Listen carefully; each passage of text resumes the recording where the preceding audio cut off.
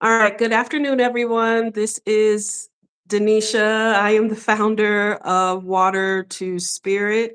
I am also certified in conscious breath work for somatic wellness and emotional and nervous system regulation. And I'm also a survivor of child sexual assault, childhood rape, pretty much a survivor of a lot of things. And today we have Reverend Dr. Nikita Kimbra Imani here to converse with me about a post I posted regarding what would y'all like for me to discuss next. And 100% of the votes said to discuss confronting your trauma and those who caused it. So I would like to give Dr. Imani an opportunity, who's also my husband, the opportunity to do his intro. Okay. Well, hello. I am, as she said, Reverend Dr. Nikita Amani, President and Chief Executive Officer of Faith Forward, and I'm also a 30-year professor, currently ensconced at the University of Nebraska in Omaha in the Department of Black Studies. All right, so um, this is actually a really fun topic. I'm excited that somebody actually thought that this was going to be a good topic because, as you know, I confront all of my predators and some who aren't even my predators that I know who are predators. And before we started this, you said to me that um, I need to recognize not everybody can do that and that it's not necessarily safe to do that. So, can we start with acknowledging that do you believe it's necessary to confront your abuse, your trauma, and the people who caused the trauma to heal, to have resolve? Okay. Well, what I guess I should start off with, there are let's call them the actual offenders, people who actually might have physically done something to you. And then you have the enablers, which is they also have violated you, but they're not the same as the two. So what I'll say is that there are a lot of good strategies for confronting enablers, and you should, especially if you're trying to hold them accountable. So that's one group. Now, if we're talking about let's say the literal offenders, many of whom may be psychopaths or sociopaths, that becomes a more complex issue because some of these people can be confronted directly. Some of them, if you confront them, especially by yourself, without some infrastructure and without the right preparation, you could be exposing yourself to physical danger. So I separate those two things. For example, if I'm dealing with a teacher who knew something happened to me and didn't respond, I'm much more comfortable confronting the teacher, confronting the school system, the school board. There are a lot of processes I can bring to play in that, and that has a relatively low level of personal danger. That's more administrative and legal and otherwise. Now, if I'm confronting someone, some random guy or woman somewhere who did something, who might have a criminal record, who might have been doing this 10, 20 years or whatever, um, and walking into their world or their situation might be a lot higher in terms of a personal risk. So I'd make a distinction. Me personally, I make a distinction between that.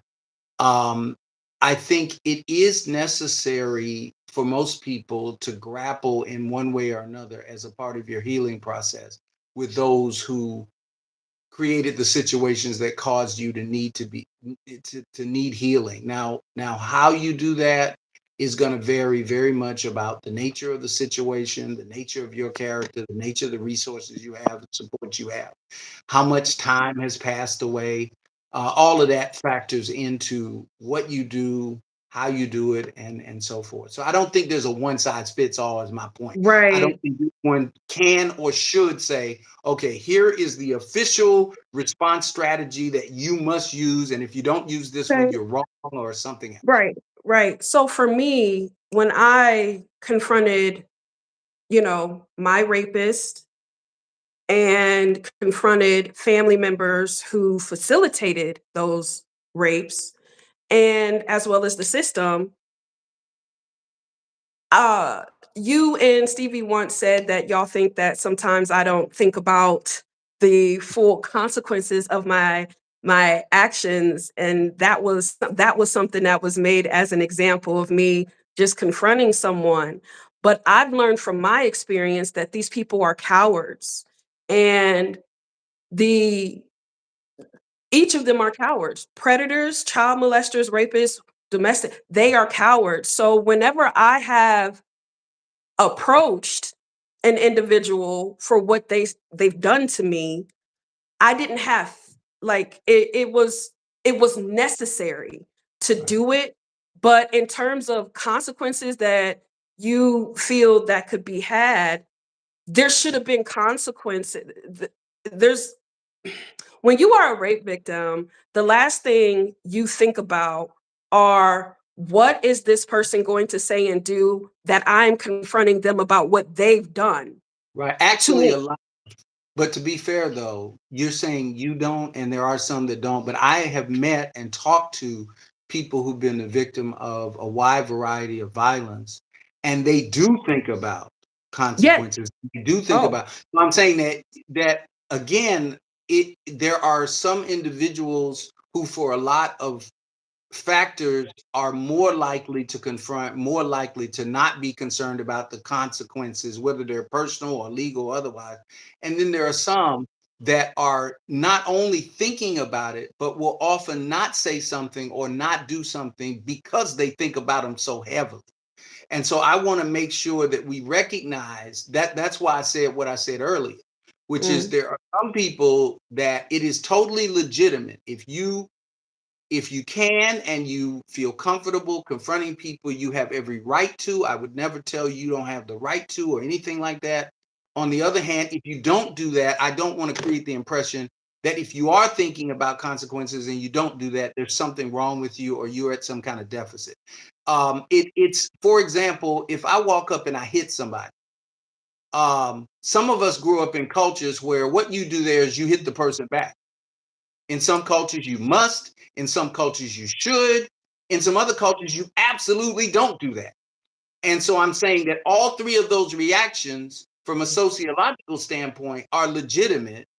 And you're going to get all three. I bet if you could study all human interactions where one person hit another, you are going to see a number of cases where a fight broke out. You're going to see a number of cases where somebody else walked away. You're going to see a number of other cases where someone stayed, but they didn't interact. I mean, there's going to be a wide variety of responses. So all I'm saying is that I think the person who's been victimized has a right to determine the nature of their response. And so, yeah, I think but I wouldn't say that necessarily my thinking on the subject is everyone's thinking on the subject, because I know that just as there are some, for example, if you look at the Epstein situation that's going on now, there are some Epstein victims who are going to Capitol Hill. They are insisting that the people who did whatever they did to them be exposed. They are in front of the cameras. They are, and they're doing a great job, not just for themselves, but for the situation. There are other Epstein victims who absolutely want nothing to do with the public eye. They feel that this entire process is re-injuring them. They're suffering trauma and psychological pain because of it. And my argument is that I think that's just as legitimate. It's simply different. And I wouldn't deny anyone the right to respond or feel however mhm. they feel, because when you start telling people who've been victimized how they should feel, I think you've stepped outside your boundaries. Okay, and I've been married to you long enough to where you're pretty much checking me. I'm Yes, you are. Yes, you are. I would give I've you been the married same to you right. long enough. I've been married to you long enough to know you're pretty much telling me to just check myself a little bit, that not everybody's gonna do what I would do and how I would do it, or say what I'll say, or even go the route that I've went. I get it. I've been married to you for 10 years. I know you're telling me to check myself. I know it. Okay. But what I will say is I felt liberated. Um confronting individuals, but I would say if you are not comfortable with standing in front of the person, telling them how they have hurt you and all of those things, you have permission to write that individual a letter, and you can choose to send it or not to send it. Me, I've written all of my letters and I've sent them, and I blocked the individual before they could respond because the release was for me. The healing was for me. Nobody was going to, I didn't have to have their permission to heal. What I was giving myself was permission to heal by writing those letters, telling them exactly my thoughts and feelings completely unsolicited. I even had my husband here, who was my boyfriend at the time, who would edit the letters for me before I would send them. I agree with my husband. Even I, as a rape victim, as a rape survivor, as a lot of survivor of a lot of things, I am also not allowed to tell you what you should and shouldn't do. And if you don't do it this way, you're weak. And I will not do that. I agree. I will not do that. But what I will say is, in my experience, when you realize what has happened to you was wrong, and it didn't have to happen, but it only happened because someone else made a decision and choice, as if you are inconsequential to, like you're not even human. You weren't even treated as if you were human. And that's how I felt as a rape victim. Again, if y'all are just new here, have been sexually assaulted throughout my childhood by my oldest brother, and he would facilitate my childhood rapes, and they started when I was at the age of 5, and I was again sexually assaulted at 14 through the age of 17 by a adult male that my mother allowed me to move in with, because she chose drugs over making sure that she wasn't hurting her child. And this is just a fact. Me and her had the conversation. She said, "You can leave." Let me say one the anonymity element is really, really important. When I get most concerned is when you move into institutional spaces.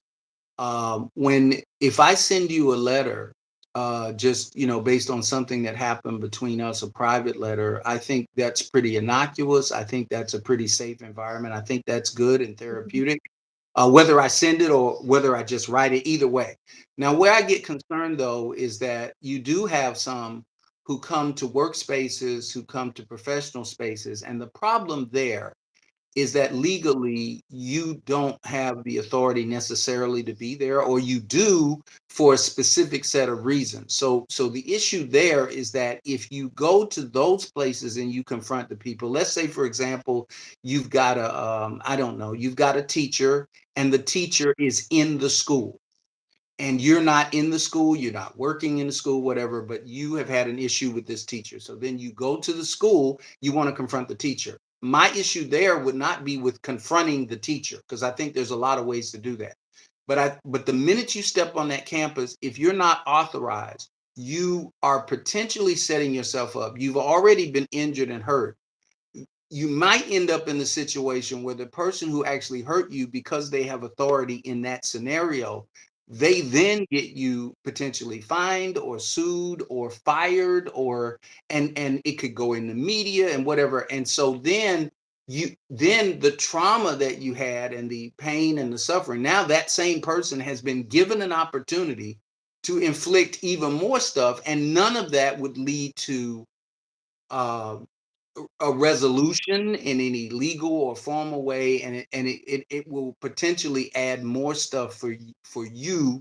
I mean, not you personally, but you, the victim, to have to deal with. So I would say this. I would say whatever you do, be strategic, and I'm using that term strategic, which is if Do you not feel that I've been strategic, husband, when I no, no, have no. I confronted think my that rapists and predators?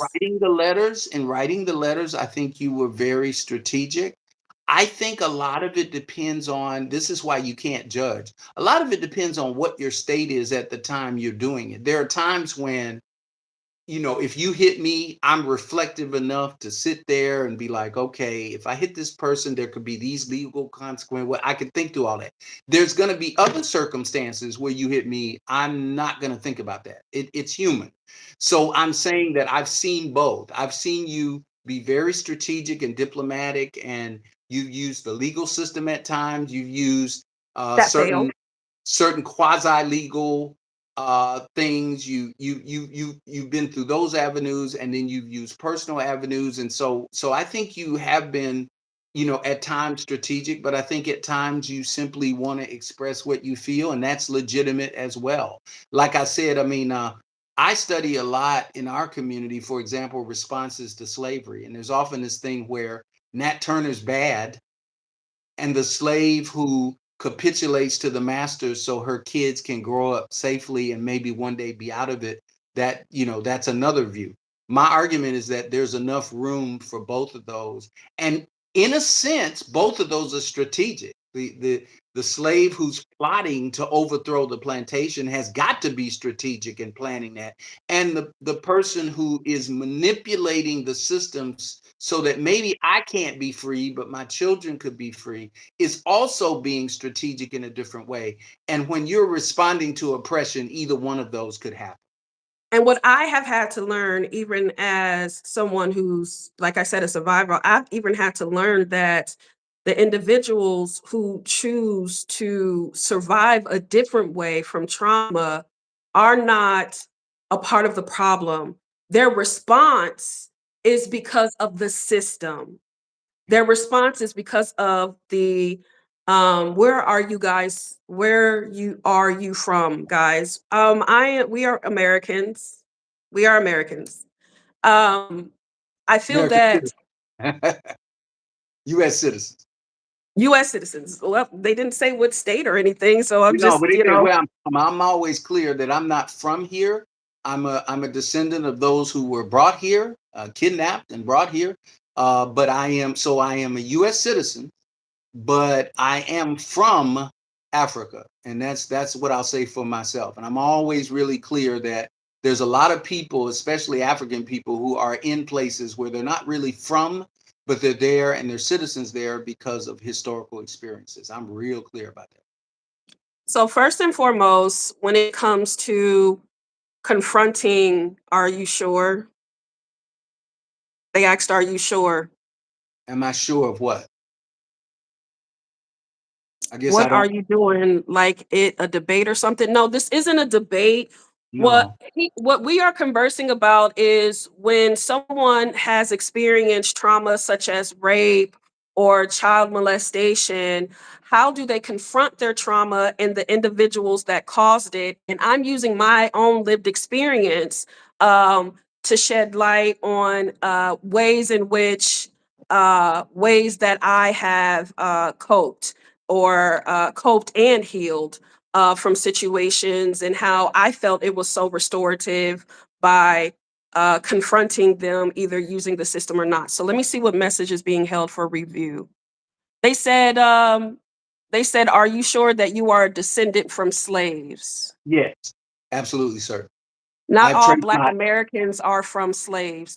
I Okay, agree. I agree. we That's can true. agree on that, but I want to make sure that That's it's not also really relevant understood. to the discussion, though. Yeah. So Well, that is also understood that after this live is over and done with, we can do another one. He is a, go ahead and tell them your title again and all your yeah, degrees. I'm a professor of Black Studies, so I'm really versed on African He's a history, and I know professor that of Black Studies with a PhD in sociology and a master's degree in political science, and over 30 years experience of teaching regarding the African diaspora. right. So if this is something you are trying to challenge, my suggestion is that you change your perspective and understand that you are here to learn. So, but I want to talk about another issue, which is there is one thing I'll say about confronting the accusers, the offenders, and the enablers and whatever. I do believe you need to engage the healing first, or at least parallel. I I, think there is a danger. I think you're more inclined to be less strategic if you have not healed. I agree. right? There's an African proverb that says, "Don't argue with an angry man." And of course, sometimes we get angry and we're having an issue of debate. But what that proverb means is not to never argue or never deal with the situation, but it means that at the moment of anger, when I'm dealing with the trauma of whatever you did to make me angry, that is not the time for a whole lot of rational considerations for me. I've got to get out of that state so that then I can do some decision making about how I'm going to engage, right? It's like, for example, if you've ever had an argument with somebody you actually cared about, right? And your best friend, if you're not careful, you could lose your friendship if you don't step back from that and say, you know what, we can't discuss that right. I can't deal with that right now. Let me go do the healing. Now, coming back to the healing, I think there are two kinds of healing you have to do. One is spiritual, right? Broadly defined spiritual, right? If you're a believer, that might be religious, but I'm using spiritual in the broadest term. And then the other part is physical, because usually there's physical trauma. I find that a lot of times the people who encourage you towards spiritual healing don't pay attention to the physical aspect. And I find that people who encourage you to the physical aspect don't want to talk about the spiritual aspect. I have always argued that even as a religious believer, God says we are spirit and flesh. So when you violate me, however that violation is, sexual or any other, you have violated me at a spiritual level, you have violated me at a physical level. So my healing is going to have to be a two-directional strategy. I've got to, in a sense, do things to put my spirit back together, and that could involve a wide variety of things that maintain me spiritually. For me, it's God work. I'm going to call it God work, ancestral work, angel work. I got to do that, and then I've got to do. For other people, it might be yoga or it might be meditation, and it could be a wide variety. I'm not Mm, limiting. And then the other side is the physical side, because often you have obviously physical trauma to the physical parts of your body, and you yeah, also have a lot of other physical stuff that's going on in your brain in yeah. terms of the way your brain relates to that. I call it being actually, Stevie, thank you so much for coming in and moderating. I don't know what Buster Fart is attempting to do or sway the conversation, but Buster Fart, we are here specifically to speak about trauma, confronting your trauma, and the individuals who are responsible for the trauma. So again, thank you, Mentally Not Okay slash Stevie, for that. Um, what I wanted to say, Imani, is yes, therapy is a good start. Is a good start too. And what trauma does is fragments you. When you think of a child, for example, they're this piece of paper. There's nothing wrong with this piece of paper. Once it's been sexually assaulted or violated in any way, think of it this way. Think of it this way. This is what happens. This is what happens. And then what healing does is it reopens those wounds that hurt. Every emotion you didn't know that you needed to feel or had permission to feel, it comes back. Is it crinkled? Yes. Is it no longer going to be the same? Yes. But you can be restored. And how you can be restored, like I said, with the physical modalities like neurokinetic therapy, proprioceptive, deep tendon, reflex, things that I will talk about later once I'm certified in and I can actually talk about that and give you guys some perspective and y'all can come see me.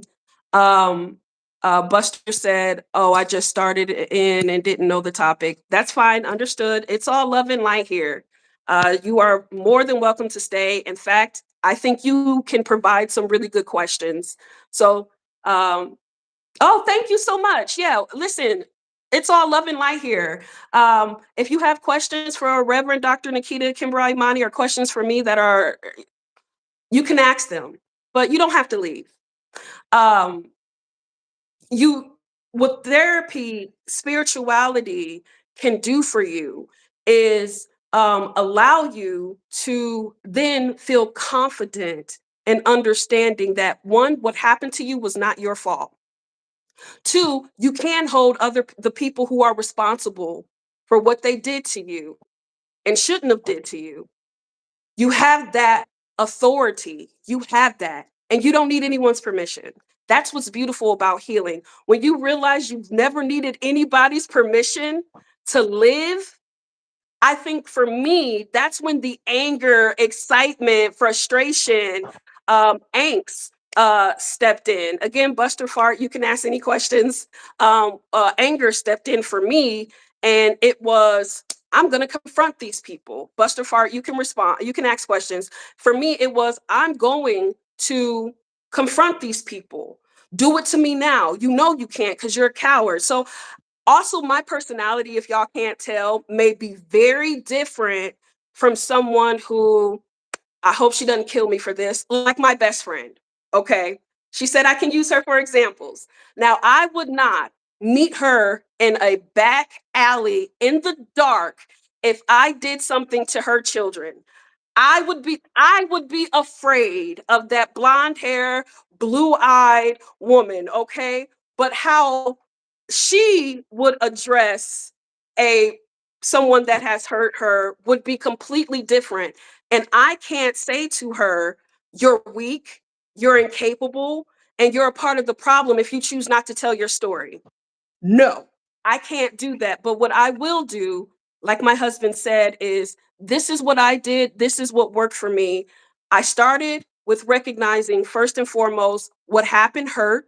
And if something hurt, it needs to heal. And if something can heal, it can be fixed. It may not work the exact same way, but you're not stagnant, you're not stuck. Okay? You have permission to move.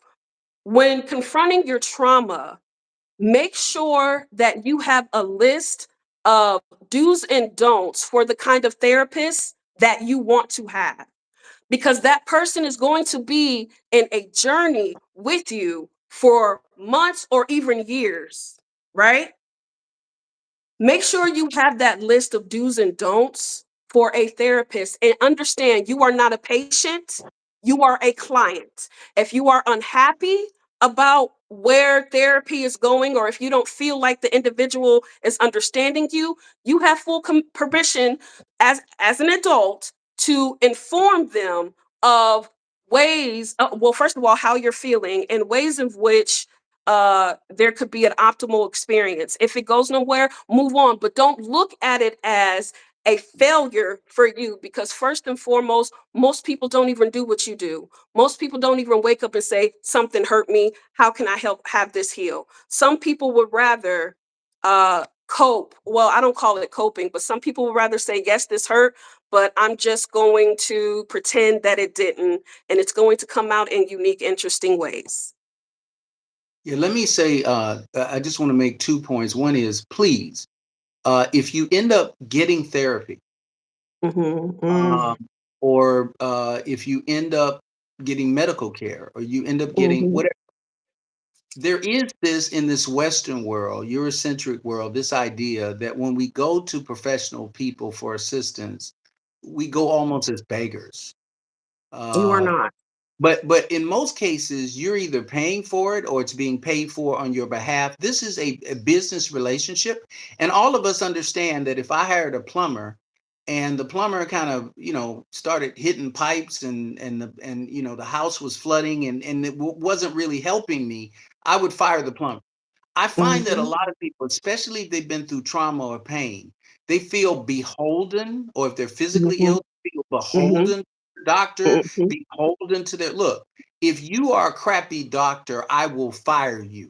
If I figure out you don't know what you're talking about, and just because you're a doctor doesn't mean I'm going to do everything you say. I never have been that person. Okay.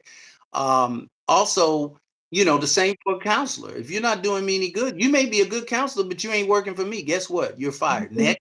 I mhm. mean, so I think that's an important thing, especially for victims of trauma, because there is a tendency, since you've already been traumatized, you're already used to a lot of times enduring circumstances that are hurting you and not good. So as a trauma victim, you could often sit there and be like, the counseling is not really helping you, or it's Yep, actually hurting you in some way, and you're yep, not going to say anything, you're not going to do anything, and then yep. it just actually multiplies. And we went through Yes, we we did. we had to go through a lot of prayer and a lot of work to get To where my what spouse therapist that I have a now. therapist that was Yeah. appropriate. It was a long journey, so also Y'all, don't he's assume being that the nice. first He's one you being meet. nice. He's Huh? being nice about it being a long journey. A therapist was fired for how she spoke to me and disrespected me and my husband. He wasn't my husband at the time, but she was frustrated because she said everything that she had learned did not prepare her for someone like me who asked questions, who was culturally competent, and who just didn't accept something because they said it. Sometimes therapists, doctors, social workers, ministers um, have these messianic complexes, these godlike complexes that they know better for you than you know better for yourself. And nobody experienced what you experienced the way that you experienced. You are the authority on you. There is, though, also a balance with that once an individual has earned the right to be able to make suggestions or come to you with ways in which you can improve. But that takes discernment, that takes time. I will say my husband and my best friend Stevie are literally, and my therapist are the only three people in my life, and I'm completely comfortable with that, can really tell me about me. It's because they've been in the trenches with me. So build those relationships. And if it doesn't feel right, feeling is first. If it doesn't feel right, then it's not right.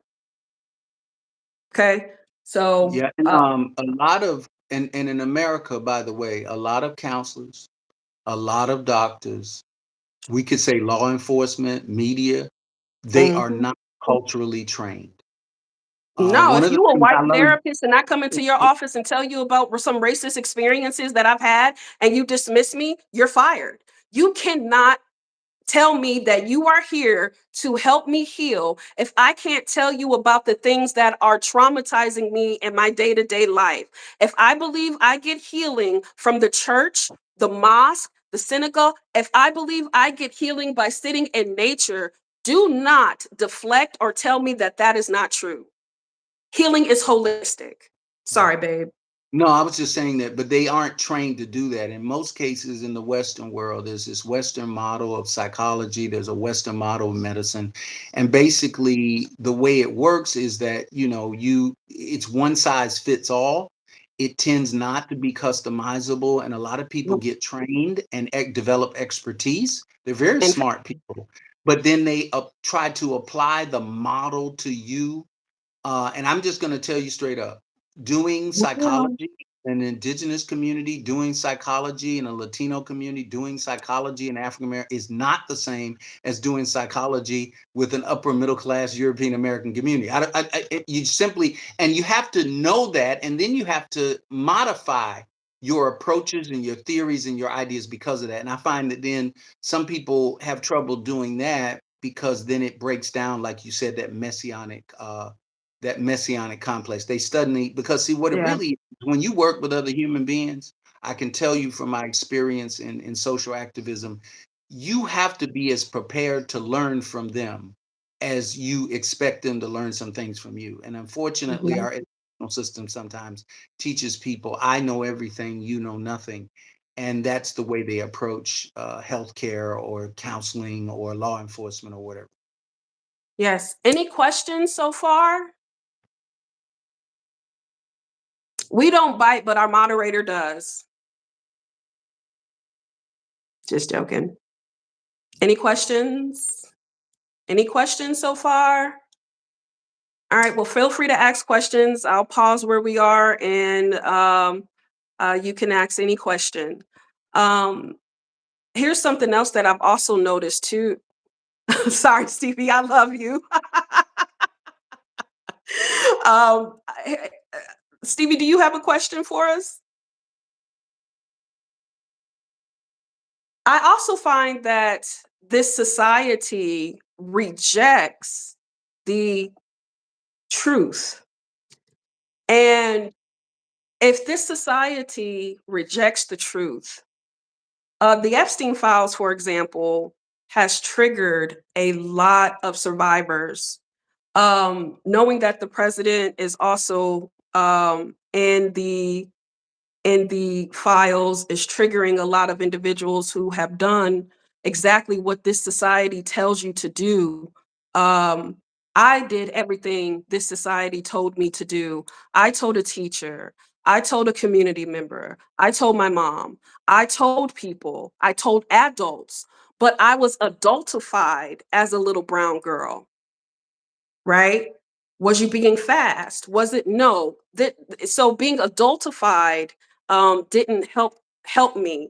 And even to this day, there are people who ask me questions like, "Do you think you could have done more?"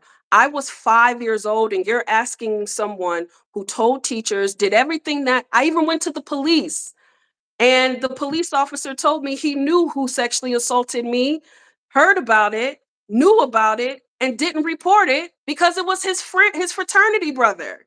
So I think it's time that we stop asking victims, survivors, what else they could have done. No, it's time that we see what the system is, recognize how it's structured, and break that motherfucker down and rebuild it. I'm just saying, I'm a little different. I'm just a little different. I'm a little different, y'all. If the system is literally telling us that, showing us in our faces, showing us in our faces, literally, that a child does have the agency to decide if they want to have their hymen or anus violated by an adult who's supposed to be their protector. There are organizations out here that are saying a child has a choice and using Christianity as the umbrella to be able to violate a child. It is time that everyone stop waiting for someone else to do the work and recognize that collectively this is an issue. I hate to get on, I'm not on a soapbox, I'm telling the truth. This is an issue that affects everyone collectively because it is a human issue. And if we are, and I hate to sound, whatever, but the children are the future. And if we are violating them, we have no future. We have no future. People are so numb from what has happened to them as they were children. They don't even know how to fight today with what is going on in the world of what we see and what's happening. Let me jump in and say something that offends me because it's happened to you and it's happened to other people who are survivors. And the argument goes something like this: aren't you ashamed? Let me just nail that to the wall. Real quick. If someone, I'm a child, or even frankly, if I'm not a child, if I'm an adult, because there are other kinds of sexual assaults as an adult. So Yep. I've been victim of someone else's evil. I've been Yep. the victim of someone else's crime. The ultimate insult is for you to come to me and say, aren't you ashamed for saying that this was done to you by someone else? The shame should always be on the evil, reprobate, half witted people who actually think it's justifiable under any circumstances to sexually violate a child or do many of the other things that go on in this society. There's no shame on being victimized. And when you do that, you are part of the problem because, in a sense, your purpose for saying that is not to be truthful, but to actually silence the person. You are helping the perpetrators when you try to shame those who have been victims. And What? that includes the church, by the way. So, Reverend Yep. Pigsby, Bishop Jones, all y'all who are telling your members who have been molested as children, who have been raped as adults or children, when you get up in the pulpit and you say it's God's will that they remain silent, say nothing, and suffer, you are lying. And I invoke the authority of Christ against you because Christ says, unless you are like a child, you will not enter the kingdom of heaven. And what that means is that Christ is making a comparison Mhm. of the purity of a child with one who's going to heaven. If I violate that purity, how can you, as a man or woman of God, justify it under any circumstances? It is a sad, derelict, and evil church. And I say it before the Lord, it's an evil church to actually start justifying sin and sinners. We fight against sin and sinners. We do not capitulate to it. How you doing? Shit, for real. Ha, for real. For real. For real. Thank you, babe. You're welcome. 'Cause that is just so true, and he's correct. I have experienced, even here on YouTube, a remedial individual projecting ineptitude, saying that I have no shame because I was a victim of sexual assault. I'm supposed to carry shame for what someone else did to me when I was 5 years old throughout my childhood? Okay, somebody woke up and chose violence, but they didn't meet me yet. So I want y'all to hold on to knowing that you are not the person that needs to be carrying the shame. The society is the structure that protects these individuals should, not you. And I want to be very clear: when you stand up and speak out, they're more afraid of you than you will ever be afraid of them. And I just want to say one more thing. I'm trying not to climb on my soapbox. You know, I will start preaching. There's a preacher in here. But my Go ahead, thing is, Reverend. if you a mandatory reporter, Everybody is, by the I way. want you to open your ears. In the in the state where we're in many states, you are a mandatory reporter. In some states, almost everyone is. Most adults are mandatory reporters when it involves children, which means if I'm a teacher, if I see a child being violated or become aware, I must. It's not a suggestion. The law requires that I notify someone. If I'm a police officer, obviously you're a mandatory reporter. If you're a counselor, you're a mandatory reporter. And one of the major Auntie, uncle, problems, brother, sister, right? Yeah, relatives. neighbor. Many of the, much of the problem comes from the fact, not Mhm. from the fact that the survivors or victims don't say anything, but it is the fact that those of us who have some power or authority, I don't want my church to be shamed, so I'm gonna cover up the fact that you've been abused. I don't want my family to be shamed, so I'm gonna cover up the fact that you've been abused. I'm a police officer, but I don't really want to deal with all the paperwork. So I'm going to cover up. You are becoming what we're going to call handmaiden, meaning assistant to Satan. So don't wear that badge. Don't go to that classroom. Don't get up in that pulpit and represent yourself as any kind of role model or someone who deserves respect if you know right now that a child has been abused or is being abused and you knew it and you said nothing. You're a coward and an embarrassment. Everyone, thank you for joining us today. Remember, healing is not meant to be in isolation. Healing is revolutionary. And again, if you liked what we spoke about today, like, share, and subscribe. Thank you.